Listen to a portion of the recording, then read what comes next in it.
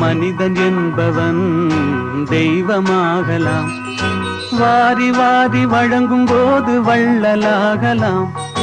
வாழை போல தன்னை தந்து தியாகியாகலாம்.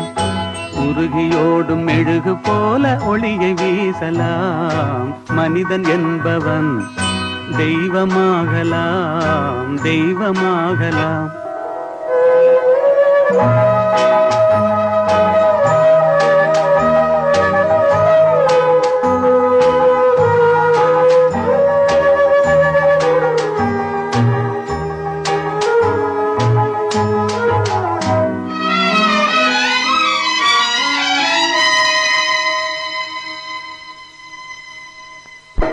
ஊருக்கென்று வாழ்ந்த நெஞ்சம் சிலைகளாகலாம்.